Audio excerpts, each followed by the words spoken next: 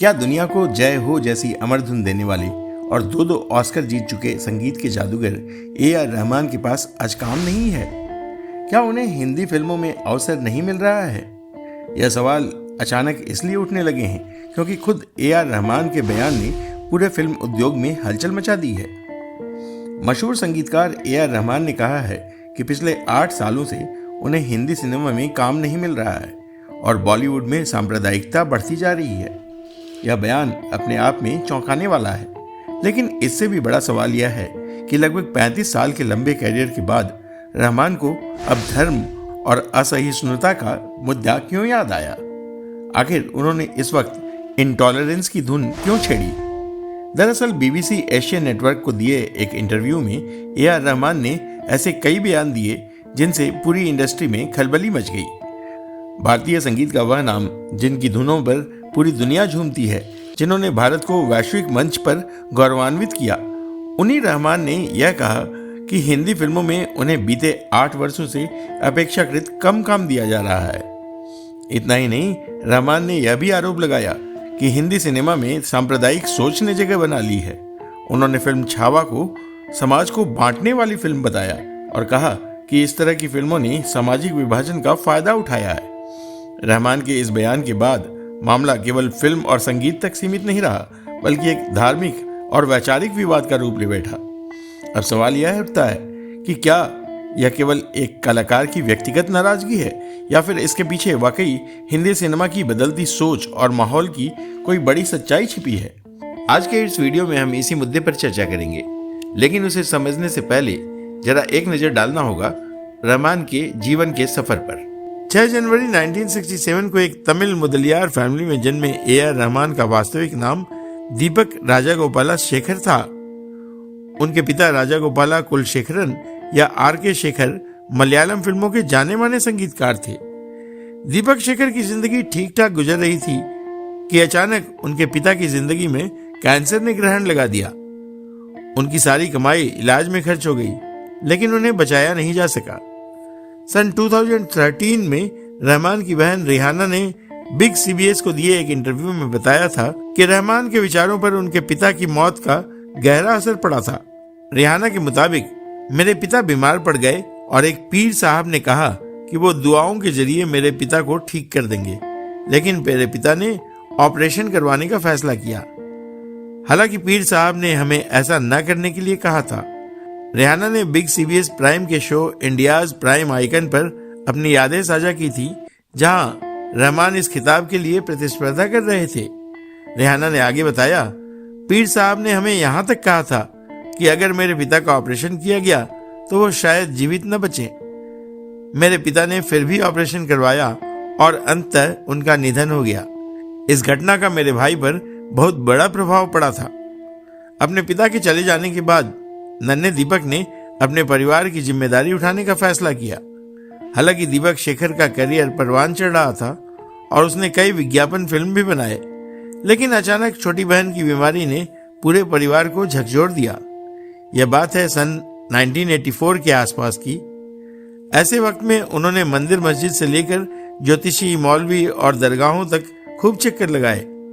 इस बीच उनकी माँ एक सूफी पीर करीमुल्ला कादरी से इतनी प्रभावित हुई कि उन्होंने इस्लाम अपना लिया। फिर उन्होंने अपने बच्चों यानी दीपक और उनकी 3 बहनों को भी अपने रंग में रंग लिया। दीपक का नया नाम हुआ अल्लाह रखा रहमान।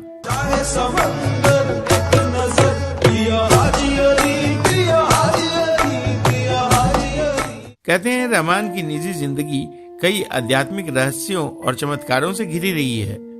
अपने करियर में मिली कामयाबी के पीछे वो मजहब के प्रति उनकी आस्था को एक अहम वजह मानते हैं। सालों के संघर्ष के बाद 1992 में तमिल फिल्म रोजा के लिए जब डायरेक्टर मणि रत्नम ने रहमान को पहली बार संगीत देने का मौका दिया, तो उन्होंने खुद की काबिलियत को भी साबित कर दिखाया।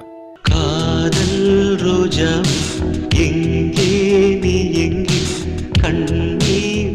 इस फिल्म और इसके संगीत ने कई अवार्ड जीते।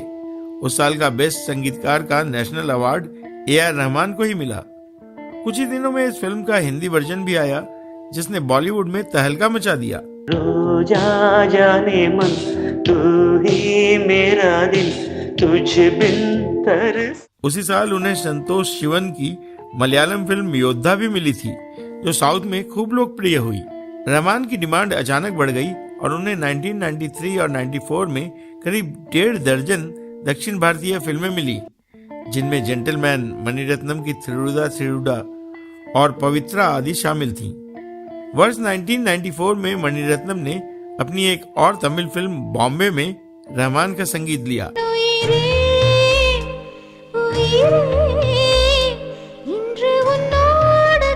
यह फिल्म भी रोजा की तरह पहले तमिल में बनी और हिंदी में भी डब करवाई गई। रहमान को इस फिल्म के लिए भी कई अवार्ड मिले।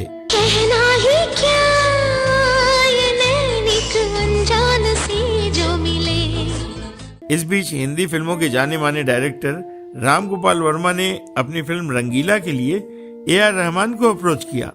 आपको जानकर हैरानी होगी कि फिल्म रंगीला के प्रोड्यूसर जामू सुगंध ने इस फिल्म का संगीत देने के लिए अनु मलिक को फाइनल कर लिया था, लेकिन राम गोपाल इस फिल्म के संगीत को लेकर कुछ नया करना चाहते थे, इसलिए उन्होंने प्रोड्यूसर को रहमान के नाम पर किसी तरह राजी कर लिया।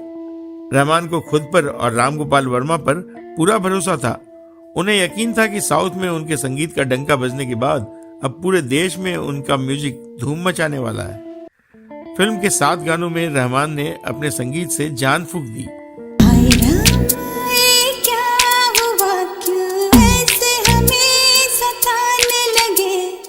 14 मई 1995 को रहमान की मां करीमा ने जब इस फिल्म का म्यूजिक रिलीज किया तो पूरे देश में बस रंगीला फिल्म के गानों की ही धूम मच गई थी। चल मेरे संग संग, ले ले दुनिया के रंग, हो जा रंगीला। इस फिल्म के साथ ही रहमान न सिर्फ डायरेक्टर राम गोपाल वर्मा की उम्मीदों पर खरे उतरे, बल्कि पहली ही हिंदी फिल्म के लिए उन्हें बेस्ट म्यूजिक डायरेक्टर का फिल्म फेयर अवार्ड भी मिल गया। यहाँ रंगीला फिल्म का जिक्र करने का एक खास कारण है। कहते हैं जब इस फिल्म के म्यूजिक पर रहमान काम कर रहे थे, उसी दौरान उनकी जिंदगी को रंगीन बनाने वाली वह लड़की थी सायरा बानो। 12 मार्च 1995 को रहमान की शादी हुई थी और उसके लगभग 2 महीने बाद रंगीला का म्यूजिक लॉन्च हुआ था। शायद रंगीला के म्यूजिक को इतना रोमांटिक बनाने में जाने अनजाने में शायरा का भी बहुत बड़ा रोल था।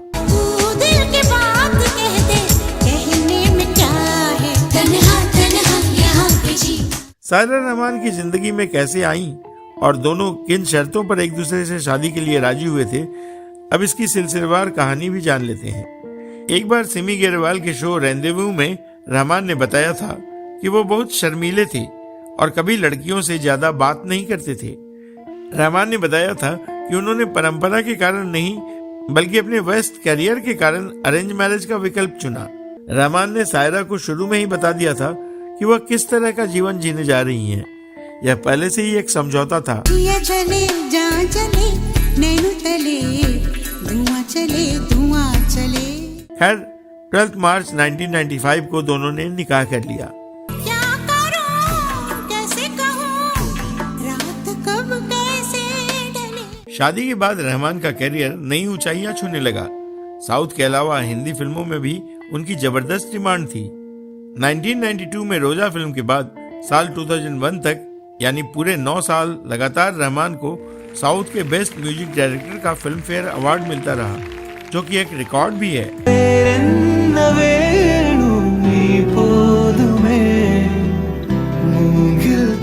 सायरा से शादी के बाद ही रहमान फिल्मों में व्यस्त हो गए। बीवी और परिवार के लिए उनके पास बिल्कुल वक्त नहीं था। वह 18 घंटे से भी ज्यादा काम कर रहे थे। उन्होंने 200 से भी अधिक फिल्मों और म्यूजिक एल्बमों आदि में संगीत दिया है और लगभग 75 फिल्मों में अपनी आवाज दी है।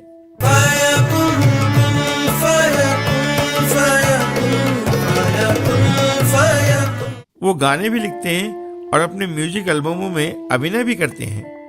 साल 2008 में आई फिल्म स्लमडॉग मिलियनेयर के गाने जय हो के लिए रहमान को ऑस्कर के अलावा गोल्डन ग्लोब, ग्रैमी समेत ढेरों इंटरनेशनल अवार्ड मिल गए। स्लमडॉग मिलियनेयर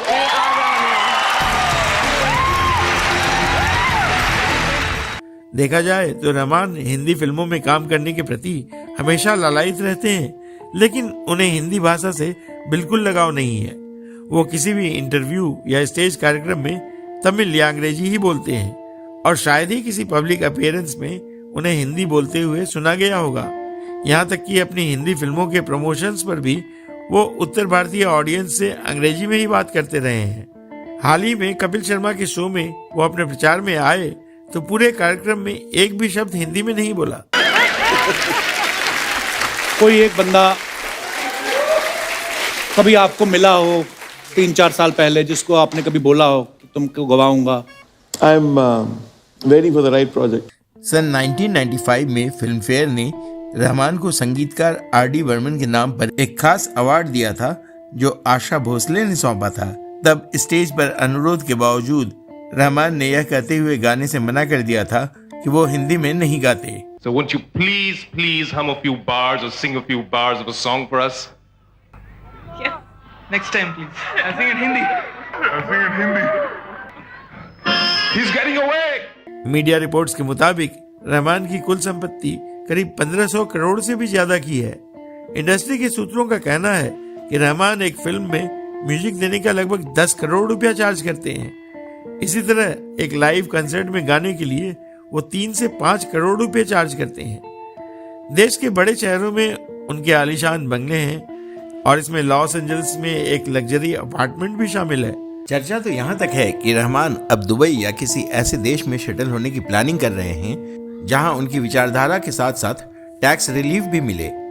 यहाँ गौर करने वाली बात है कि रहमान की कमाई का एक बड़ा हिस्सा हिंदी फिल्मों से आता था, वही भाषा जिसे बोलने में उन्हें कोफ्त होती है। उन्होंने बीबीसी के इंटरव्यू में भी कहा है कि जब उन्हें हिंदी सीखने की सलाह दी गई तो वो उर्दू और अरबी सीखने लगे। खैर, आज की तारीख में हिंदी फिल्मों में हिंदी के साथ साथ हिंदुत्व का प्रभाव भी बढ़ा है और संभवतः रहमान को इसी से प्रॉब्लम है। बॉलीवुड अब साउथ की रीमेक की इंडस्ट्री नहीं रह गई। इसके अलावे हाल में रिलीज फिल्मों में म्यूजिक से ज्यादा महत्व कहानी और फिल्मांकन को दिया जा रहा है। धुरंधर इसकी एक ताजा मिसाल है जिसमें रहमान का म्यूजिक भी नहीं है।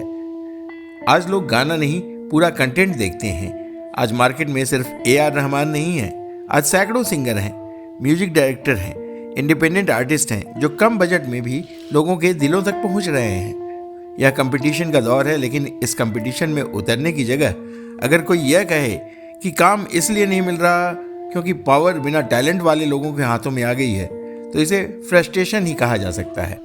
फिल्म इंडस्ट्री ने रहमान के इन बयानों पर तीखी प्रतिक्रिया दी है। सोशल मीडिया में भी रहमान को जमकर ट्रोल किया गया है। एक्ट्रेस और सांसद कंगना रनावत ने तो यहाँ तक कहा कि उन्होंने रहमान को अपनी फिल्म इमरजेंसी के लिए अप्रोच किया था तो इस संगीतकार ने यह कह दिया था कि वो एजेंडा फिल्मों के लिए संगीत नहीं करते। लेकिन सच्चाई यह है कि रहमान का अपना भी एजेंडा है। जावेद अख्तर समेत कई मुस्लिम कलाकारों ने भी रहमान की आलोचना की है और उन्हें विक्टिम कार्ड न खेलने की सलाह दी है। बहरहाल, इंटरव्यू में कही गई बातों पर आ रही प्रतिक्रिया के बाद ए.आर. रहमान ने अपने सोशल मीडिया हैंडल पर एक वीडियो संदेश में अपना पक्ष रखा है। उन्होंने इसमें कहा है, मैं समझता हूँ कि कभी कभार किसी की नीयत को गलत समझा जा सकता है, लेकिन मेरा मकसद हमेशा से ही संगीत के जरिए सम्मान देने और सेवा भाव का रहा है। I remain grateful to this nation and committed to music that honors the past, celebrates the present and inspires the future. जय हिंद and जय हो। खास बात यह है कि यह संदेश भी इन्होंने अंग्रेजी में ही दिया है। ए.आर. रहमान के इस व्यवहार पर आपका क्या मानना है, हमें कमेंट बॉक्स में अवश्य बताएं। अगर आपको इस बारे में कोई और जानकारी हो तो वह भी कमेंट बॉक्स में साझा करें। अब दीजिए अपने दोस्त और होस्ट धीरज को इजाजत। नमस्कार।